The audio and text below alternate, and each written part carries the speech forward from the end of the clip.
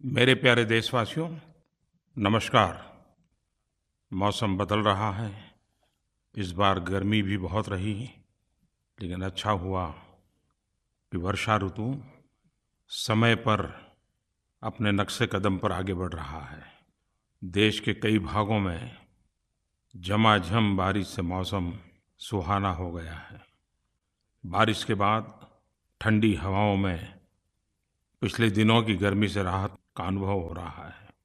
और हम सब ने देखा है कि जीवन में कितनी आपाधापी हो, कितना ही तनाव हो, व्यक्तिगत जीवन हो, सार्वजनिक जीवन हो, बारिश का आगमन ही हमारी मनस्थिति को बदल देता है।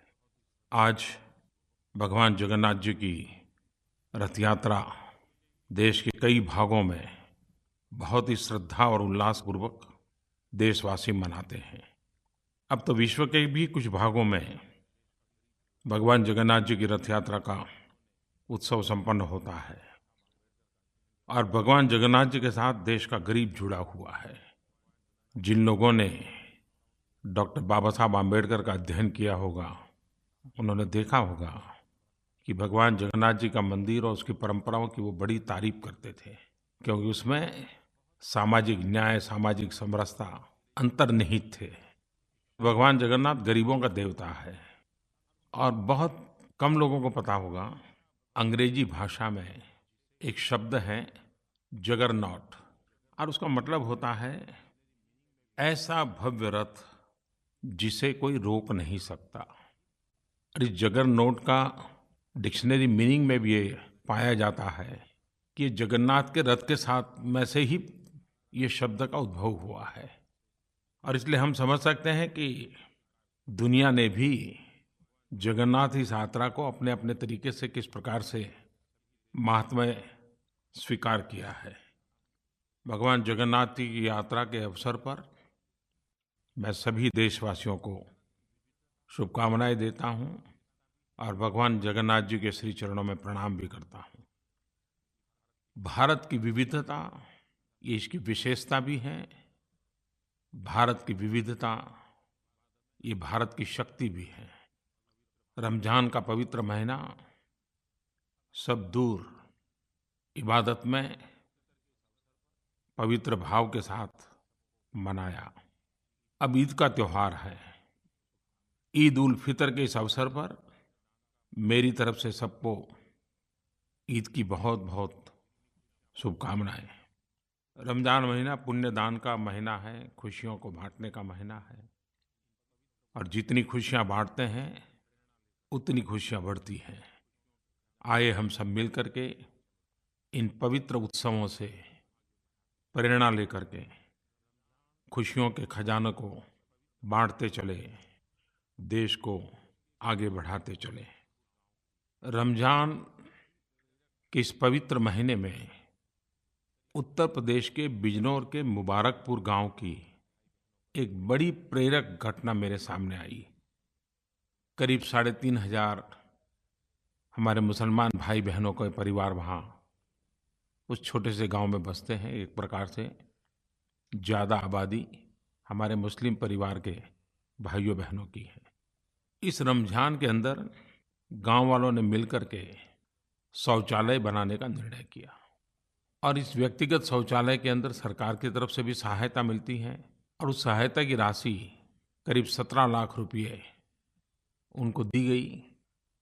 आपको जानकर के सुखद आश्चर्य भी होगा, आनंद होगा।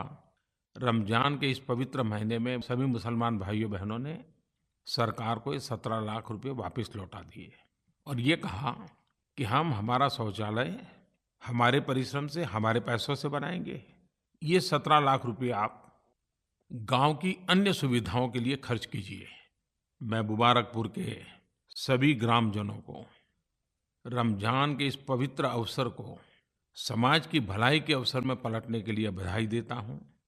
उनकी एक एक चीज़ भी बड़ी ही प्रेरक है।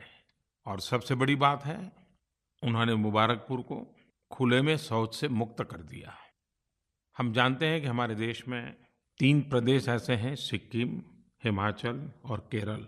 वो पहले ही खुले में शौच से मुक्त घोषित हो चुके हैं। इस सप्ताह उत्तराखंड और हरियाणा भी ओडीएफ घोषित हुए। मैं इन 5 राज्यों के प्रशासन को, शासन को और जनता जनार्दन को विशेष रूप से आभार प्रकट करता हूँ इस कार्य को परिपूर्ण करने के लिए। हम भली-भांति जानते हैं कि व्यक्ति के जीवन में, समाज के जीवन में कुछ भी अच्छा करना है तो बड़ी कड़ी मेहनत करनी पड़ती है। अगर हमारे हैंडराइटिंग खराब है, अगर उसको ठीक करना है, तो लंबे अरसे तक बहुत जागरूक रह करके प्रयास करना पड़ता है। तब जाकर के शरीर की, मन की आदत बदलती है। स्वच्छता का भी विषय ऐसा ही है।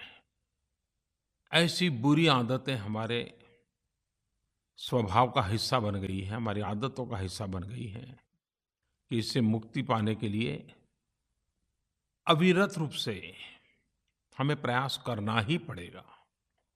हर किसी का ध्यान आकर्षित करना ही पड़ेगा। अच्छी प्रेरक घटनाओं का बार-बार स्मरण भी करना पड़ेगा। और मुझे खुशी है कि आज स्वच्छता ये सरकारी कार्यक्रम नहीं रहा है। ये जन समाज का, जन सामान्य का एक आंदोलन बनता चला जा रहा है। और शासन में बैठे हुए लोग भी जब जनभागीदारी से इस काम को आगे बढ़ाते हैं तो कितनी ताकत बढ़ जाती है। पिछले दिनों एक बहुत ही उत्तम घटना मेरे ध्यान में आई जो मैं आपके सामने ज़रूर कहना चाहूँगा।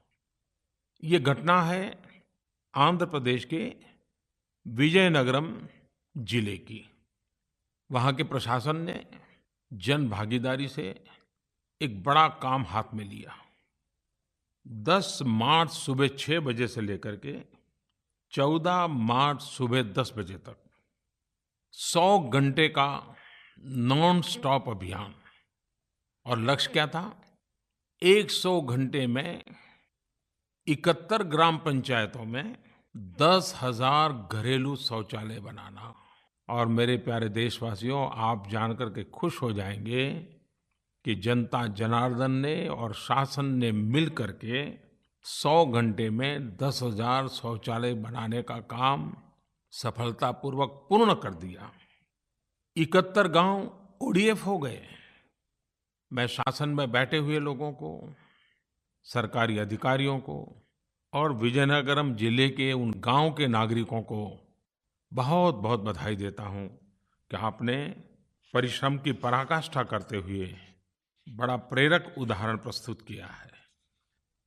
इन दिनों मन की बात में लगातार मुझे जनता जनार्दन की तरफ से सुझाव आते रहते हैं। नरेंद्र मोदी ऐप पर आते रहते हैं, माइगोव पर आते हैं, चिट्ठियों से आते हैं, आकाशवाणी पे आते हैं। श्रीमान प्रकाश त्रिपाठी ने इमरजेंसी को याद करते हुए लिखा है कि 25 जून को लोकतंत्र के इतिहास में एक काला कालखंड के रूप में उन्होंने प्रस्तुत किया है। प्रकाश त्रिपाठी जी की लोकतंत्र के प्रति ये जागरूकता सराहनीय है। और लोकतंत्र एक व्यवस्था ही है ऐसा नहीं है, वो एक संस्कार भी है। Eternal vigilance is the price of liberty. लोकतंत्र के प्रति नित्य जागरूकता जरूरी होती है। और इसलिए लोकतंत्र को आघात करने वाली बातों को भी स्मरण करना होता है और लोकतंत्र की अच्छी बातों की दिशा में आगे बढ़ना होता है। 1975 25 जून वो ऐसी काली रात थी जो कोई भी लोकतंत्र प्रेमी भुला नहीं सकता है, कोई भारतवासी भुला नहीं सकता है। एक प्रकार से देश को जेल खाने में बदल दिया गया था, विरोधी स्वर को दबोच दिया गया था। जयप्रकाश नारायण सहित देश के गणमान्य नेताओं को जेलों में बंद कर दिया था। न्याय व्यवस्था भी आपातकाल के उन भयावह रूप की छाया से बच नहीं पाई थी। अखबारों को तो पूरी तरह बेकार कर दिया गया था। आज के पत्रकारिता जगत के विद्यार्थी, लोकतंत्र में काम करने वाले लोग उन काले कालखंड को बार-बार स्मरण करते हुए लोकतंत्र के प्रति जागरूकता बढ़ाने के निरंतर प्रयास करते रहे हैं और करते भी रहने चाहिए। उस समय अटल बिहारी वाजपेयी जी भी जेल में थे। जब आपातकाल को 1 वर्ष हो गया तो अटल जी ने एक कविता लिखी थी और उन्होंने उस समय की मनस्थिति का वर्णन अपनी कविता में किया है। झुलसाता जेठ मास शरद चांदनी उदास। झुलसाता जेठ मास, शरद चांदनी उदास। सिसकी भरते सावन का, अंतर्घट रीत गया। एक बरस बीत गया, एक बरस बीत गया। सिखचों में सिमटा जग, किंतु विकल प्राण विहग। सिखचों में सिमटा जग, किंतु विकल प्राण विहग। धरती से अंबर तक, धरती से अंबर तक, गूंज मुक्ति गीत गया। एक बरस बीत गया, एक बरस बीत गया। पथ निहारते नयन, गिनते दिन पल छिन। पथ निहारते नयन, गिनते दिन पल छिन। लौट कभी आएगा, लौट कभी आएगा, मन का जो मीत गया। एक बरस बीत गया। लोकतंत्र के प्रेमियों ने बड़ी लड़ाई लड़ी और भारत जैसा देश, इतना बड़ा विशाल देश, जब मौका मिला तो भारत के जन जन के रग रग में लोकतंत्र कैसा व्याप्त है, चुनाव के माध्यम से उस ताकत का प्रदर्शन कर दिया। जन जन के रग रग में फैला हुआ ये लोकतंत्र का भाव, ये हमारी अमर विरासत है। उस विरासत को हमें और सशक्त करना है। मेरे प्यारे देशवासियों, हर हिंदुस्तानी आज विश्व में सर ऊंचा कर करके गौरव महसूस कर रहा है। 21 जून 2017 पूरा विश्व योगमय हो गया। पानी से पर्वत तक लोगों ने सवेरे सवेरे सूरज की किरणों का स्वागत योग के माध्यम से किया। कौन हिंदुस्तानी होगा जिसको इस बात का गर्व नहीं होगा? ऐसा नहीं है कि योग पहले होते नहीं थे, लेकिन आज योग जब एक धागे में बंध गए हैं, योग विश्व को जोड़ने का कारण बन गए हैं। दुनिया के करीब करीब सभी देशों ने योग के इस अवसर को अपना अवसर बना दिया। चीन में the great wall of China, उस पर लोगों ने योग का अभ्यास किया। तो पेरू में world heritage site Machu Picchu पर समुद्र तल से 2400 मीटर ऊपर लोगों ने योग किया। फ्रांस में एफिल टावर की साय में लोगों ने योग किया। यूएई में अबू धाबी में 4000 से अधिक लोगों ने सामूहिक योग किया। अफगानिस्तान में हेरात में India Afghan friendship dam Salma बांध पर योग करके भारत की दोस्ती को एक नया आयाम दिया। सिंगापुर जैसे छोटे से स्थान पर 70 स्थानों पर कार्यक्रम हुए और सप्ताह भर का उन्होंने एक अभियान चलाया है। यूएन ने अंतर्राष्ट्रीय योग दिवस के 10 स्टैम्प्स निकाले, उन 10 स्टैम्प्स को रिलीज किया। यूएन हेडक्वार्टर में yoga session with yoga masters का आयोजन किया गया। यूएन के स्टाफ, दुनिया के डिप्लोमेट्स, हर कोई इसमें शरीक हुआ। इस बार फिर एक बार योग ने विश्व रिकॉर्ड का भी काम किया। गुजरात में अहमदाबाद में करीब करीब 55,000 लोगों ने एक साथ योग करके एक नया विश्व रिकॉर्ड बना दिया। मुझे भी लखनऊ में योग के कार्यक्रम में शरीक होने का अवसर मिला, लेकिन पहली बार मुझे बारिश में योग करने का सद्भाग्य प्राप्त हुआ। हमारे सैनिकों ने जहाँ -20, 25, 40 डिग्री टेम्परेचर होता है, उस सियाचिन में भी योग किया।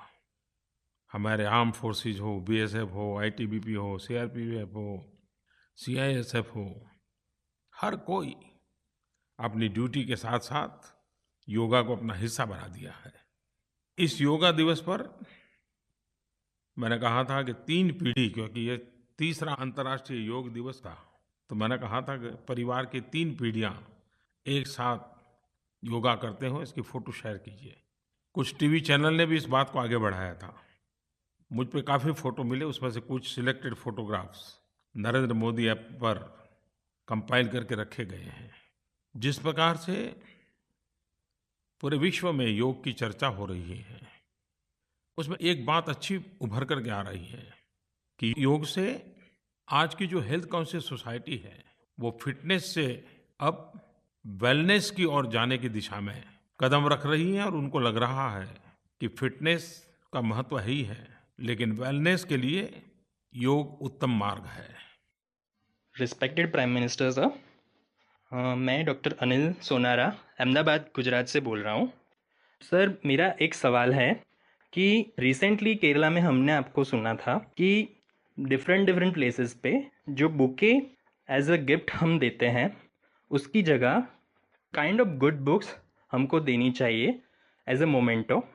इस चीज़ का आपने शुरुआत गुजरात में अपने कार्यकाल में भी करवाया था सर, लेकिन अभी इन रिसेंट डेज हमें ये ज़्यादा देखने को नहीं मिल रहा है। So can we do something? हम क्या इस चीज़ के बारे में कुछ कर नहीं सकते जिससे देशव्यापी तौर पे इस चीज़ का इम्प्लीमेंटेशन हो सके सर? पिछले दिनों मुझे एक बहुत ही मेरे प्रिय कार्यक्रम में जाने का अवसर मिला। केरल में अच्छा कार्यक्रम चलता है कुछ वर्षों से, पीएन पनिकर फाउंडेशन के द्वारा चलता है, और लोगों को किताबें पढ़ने की आदत बने, लोग किताब पढ़ने की ओर जागरूक हो, इसलिए reading day, reading month celebration किया जाता है। तो मुझे उसके शुभारंभ में जाने का मौका मिला और वहाँ मुझे ये भी बताया गया कि हम बुके नहीं बुक देते हैं।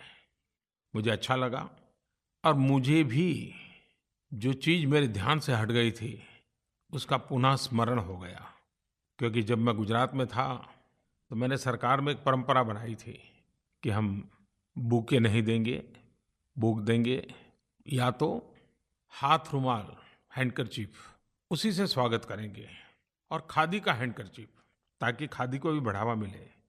जब तक मैं गुजरात में था हम सब की आदत बन गई थी, लेकिन यहाँ आने के बाद मेरी वो आदत छूट गई थी। लेकिन केरल गया तो फिर से एक बार वो जागरूक हो गई और मैंने तो अभी सरकार में फिर से नीचे सूचना देना भी शुरू कर दिया है। हम भी धीरे-धीरे एक स्वभाव बना सकते हैं और बुके का आयुष बहुत कम होती है। एक बार हाथ में लिया फिर छोड़ देते हैं। लेकिन अगर बुक देते हैं तो एक प्रकार से घर का हिस्सा बन जाता है, परिवार का हिस्सा बन जाता है। खादी का रुमाल देकर के भी स्वागत करते हैं तो कितने गरीब लोगों को मदद मिलती है, खर्चा भी कम हो जाता है और स्थायी रूप से उसका उपयोग भी होता है। और जब मैं ये बात कह रहा हूँ तो ऐसी चीज़ों का कितना ऐतिहासिक मूल्य होता है। मैं गत वर्ष जब यूके गया था तो लंदन में ब्रिटेन की क्वीन एलिजाबेथ ने मुझे भोजन पे निमंत्रित किया था। एक मातृ सहज वातावरण था, बड़े प्यार से उन्होंने भोजन भी कराया, लेकिन बाद में उन्होंने मुझे एक बड़े ही आदर के साथ भावात्मक स्वर में एक छोटा सा खादी का और धागे से बुना हुआ एक हैंडकरचीफ दिखाया और उनकी आंखों में चमक थी। उन्होंने कहा कि जब मेरी शादी हुई थी तो ये हैंडकरचीफ महात्मा गांधी ने मुझे भेंट में भेजा था, शादी की शुभकामना के रूप में। कितने साल हो गए, लेकिन क्वीन एलिजाबेथ ने महात्मा गांधी के द्वारा दिया हुआ ये हैंडकरचीफ संभाल के रखा हुआ है। और मैं गया तो उन्होंने, इस बात का बड़ा आनंद था कि वो मुझे वो दिखा रही थी और जब मैं देख रहा तो उनका आग्रह रहा कि नहीं मैं उसको छू करके देखूं। महात्मा गांधी की एक छोटी सी भेंट उनके जीवन का हिस्सा बन गया, उनके इतिहास का हिस्सा बन गया। मुझे विश्वास है कि ये आदतें रातों रात नहीं बदलती हैं और जब कभी ऐसी बात करते हैं तो आलोचना भी स्वीकार करना होता है, लेकिन उसके बावजूद भी ऐसी बातें करते रहनी चाहिए, प्रयास करने रहना चाहिए। अब मैं ये तो नहीं कह सकता हूँ कि मैं कहीं जाऊँगा और कोई भूखे लेके आ जाएगा तो उसको मना कर दूँगा, ऐसा तो नहीं कर पाऊँगा। लेकिन फिर भी आलोचना भी होगी, लेकिन बात करते रहेंगे तो धीरे-धीरे सुधार भी होगा। मेरे प्यारे देशवासियों, प्रधानमंत्री के नाते अनेक प्रकार के काम रहते हैं, फाइलों में डूबे रहते हैं, लेकिन मैंने मेरे लिए एक आदत विकसित की है कि मुझे जो चिट्ठियाँ आती हैं उसमें से रोज़ाना कुछ चिट्ठियाँ मैं पढ़ता हूँ और उसके कारण मुझे सामान्य मानवी से जुड़ने का एक अवसर मिलता है। भांति-भांति की चिट्ठियाँ आती हैं, अलग-अलग प्रकार के लोग चिट्ठियाँ लिखते हैं। इन दिनों एक ऐसी चिट्ठी मुझे पढ़ने का अवसर मिला, मुझे लगता है कि मुझे ज़रूर आपको बताना चाहिए। दूर-सुदूर दक्षिण में तमिलनाडु में मदुराई की एक हाउसवाइफ अरुल मोजी सर्वनन, उन्होंने मुझे एक चिट्ठी भेजी और चिट्ठी क्या थी? उन्होंने लिखा कि मैंने अपने परिवार में बच्चों की पढ़ाई वगैरह के ध्यान में रख के कुछ न कुछ इकोनॉमिकल एक्टिविटी करने की दिशा में सोचा, परिवार को थोड़ी आर्थिक मदद हो जाए। तो मैंने मुद्रा योजना से बैंक से पैसे लिए और बाज़ार के कुछ सामान ला कर के सप्लाई करने की दिशा में कुछ काम शुरू किया। इतने में मेरे ध्यान में आया कि भारत सरकार ने गवर्नमेंट ई मार्केट प्लेस नाम की कोई एक व्यवस्था खड़ी की है। तो मैंने ढूँढा ये क्या है, कुछ लोगों से पूछा, तो मैंने खुद को भी उसमें रजिस्टर करवा दिया। मैं देशवासियों को बताना चाहता हूँ, आपको भी मौका मिले तो आप इंटरनेट पर ईजेम, EGEM उसकी विजिट कीजिए। एक बड़ी नए प्रकार की व्यवस्था है। जो भी सरकार में कोई चीज़ सप्लाई करना चाहता है, छोटी-छोटी चीज़ें भेजना चाहता है, बिजली के बल्ब भेजना चाहता है, डस्टबिन भेजना चाहता है, झाड़ू भेजना चाहता है, चेयर भेजना चाहता है, टेबल भेजना चाहता है, बेचना चाहता है, वो उसमें अपना नाम रजिस्टर करवा सकता है। वो क्या क्वालिटी का माल है उसके पास, वो उसमें लिख करके रख सकता है। कितने में वो बेचेगा, वो लिख सकता है। और सरकार के डिपार्टमेंट को कंपल्सरी है कि उन्होंने उस पर विजिट करना होगा, देखना होगा कि ये सप्लाई करने वाले क्वालिटी कॉम्प्रोमाइज़ न करते हुए सस्ते में कौन पहुंचाता है, और फिर उसको ऑर्डर करना होता है। और इसके कारण बिचौलिए ख़त्म हो गए, सारी ट्रांसपेरेंसी आ गई, इंटरफेस नहीं होता है, टेक्नोलॉजी के माध्यम से ही सब होता है। तो ई-जेम के अंदर जो लोग रजिस्ट्री करवाते हैं, सरकार के सभी डिपार्टमेंट उसको देखते रहते हैं। बीच में बिचौलिए नहीं होने के कारण चीज़ें बहुत सस्ती मिलती हैं। अब ये अरुल मोजी मैडम ने सरकार की इस वेबसाइट पे वो जो सामान दे सकती हैं उसका सारा रजिस्ट्री करवा दी। और मज़ा ये है कि उन्होंने मुझे जो चिट्ठी लिखी है वो बड़ी इंटरेस्टिंग है। उन्होंने लिखा कि एक तो मुझे मुद्रा से पैसे मिल गए, मेरा कारोबार शुरू हो गया, ई-जेम के अंदर मैं क्या दे सकती हूँ वो सारी सूची रख दी, और मुझे प्रधानमंत्री कार्यालय से ऑर्डर मिला, पीएमओ से। अब मेरे लिए भी नई खबर थी, पीएमओ ने क्या मंगवाया होगा। तो उसने लिखा है कि पीएमओ ने मेरे से 2 थर्मोस खरीदे और 1600 रुपया के मुझे पेमेंट भी मिल गया। ये है एम्पावरमेंट, ये है एंटरप्रेन्योरशिप को बढ़ावा देने का अवसर। शायद अरुण मोदी जी ने मुझे चिट्ठी न लिखी होती तो मेरा भी शायद इतना ध्यान नहीं गया होता कि ई-जेम की व्यवस्था से दूर सुदूर एक गृहिणी छोटा सा काम कर रही है, उसका माल प्रधानमंत्री कार्यालय तक खरीदा जा सकता है। यही देश की ताकत है। इसमें ट्रांसपेरेंसी भी है, इसमें एम्पावरमेंट भी है, इसमें एंटरप्रेन्योरशिप भी है। Government e market place, GEM, GeM, मैं जरूर चाहूँगा कि जो इस प्रकार से सरकार को अपना माल बेचना चाहते हैं उससे ज़्यादा से ज़्यादा जुड़े। मैं मानता हूँ minimum government and maximum governance का एक बेहतरीन उदाहरण है ये। और इसका लक्ष्य है मिनिमम प्राइस और maximum ease, efficiency and transparency. मेरे प्यारे देशवासियों, एक तरफ हम योग को लेकर के गर्व करते हैं तो दूसरी तरफ हम स्पेस साइंस में हमारी जो सिद्धियां हैं उसके लिए भी गर्व कर सकते हैं। और यही तो भारत की विशेषता है कि अगर हमारे पैर योग से जुड़े हुए हैं, ज़मीन पे हैं, तो हमारे सपने दूर दूर आसमान की उन क्षितिजों को पार करने के लिए भी हैं। पिछले दिनों खेल में भी और विज्ञान में भी भारत ने बहुत कुछ करके दिखाया है। आज भारत केवल धरती पर ही नहीं, अंतरिक्ष में भी अपना परचम लहरा रहा है। अभी 2 दिन पहले इसरो ने कार्टोसैट 2 सीरीज सैटेलाइट के साथ 30 नैनो सैटेलाइट्स को लॉन्च किया। और इन सैटेलाइट्स में भारत के अलावा France, Germany, Italy, Japan, Britain, America, ऐसे करीब-करीब 14 देश इसमें शामिल हैं। और भारत के इस नैनो सैटेलाइट अभियान से खेती के क्षेत्र में, किसानी के काम में, प्राकृतिक आपदा के संबंध में काफ़ी कुछ हमें मदद मिलेगी। कुछ दिन पहले इस बात का हम सबको बराबर याद होगा, इसरो ने GSAT-19 का सफल लॉन्च किया था। और अब तक भारत ने जो सैटेलाइट लॉन्च किए हैं उसमें ये सबसे ज़्यादा वज़नदार हैवी सैटेलाइट है और हमारे देश के अखबारों ने तो उसको हाथी के वज़नों के साथ तुलना की थी। तो आप कल्पना कर सकते हैं कि कितना बड़ा काम अंतरिक्ष के क्षेत्र में हमारे वैज्ञानिकों ने किया है। 19 जून को मार्स मिशन के 1000 दिन पूरे हुए। आप सबको पता होगा कि जब मार्स मिशन के लिए हम लोग सफलतापूर्वक ऑर्बिट में जगह बनाई थी, तो पूरा मिशन एक 6 महीने की अवधि के लिए था। उसकी लाइफ 6 महीने की थी।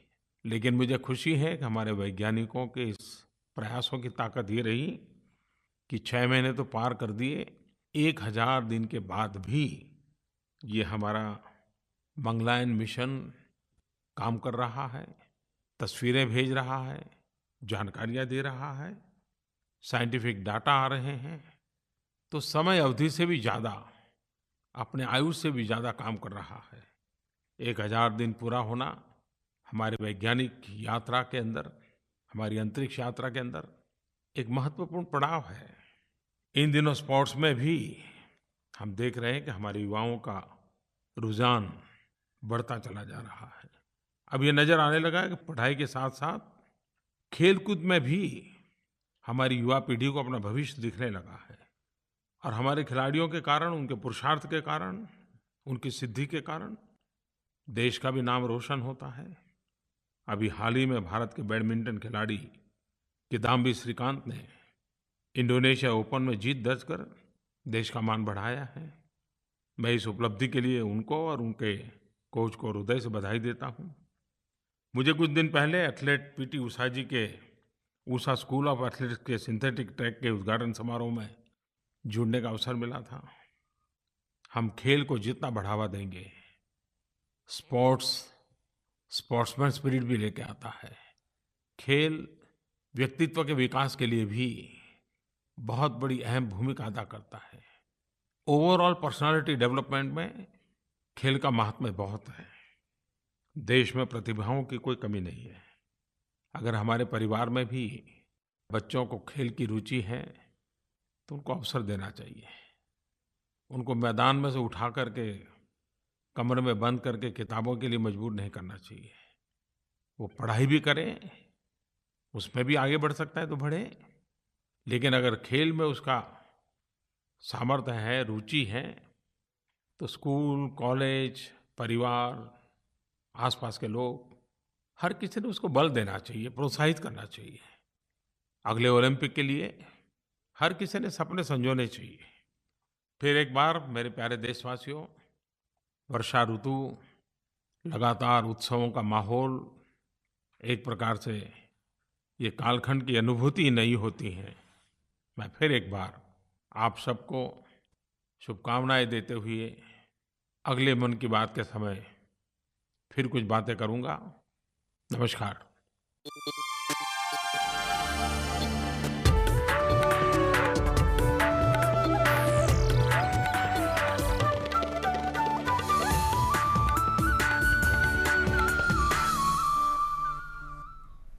नमस्कार। हमारे इस विशेष प्रसारण में आप सभी का स्वागत है। मैं हूं रमा त्यागी। आप देख रहे थे प्रधानमंत्री की मन की बात का 33वां संस्करण, जिसमें प्रधानमंत्री ने भारत की विविधता को, इसकी विशेषता तो बताया ही है, इसकी ताकत भी बताया है और इस ताकत को बनाए रखने में लोकतंत्र का महत्व और उस पर आघात करने वाली घटनाओं का स्मरण करने का भी आह्वान किया है।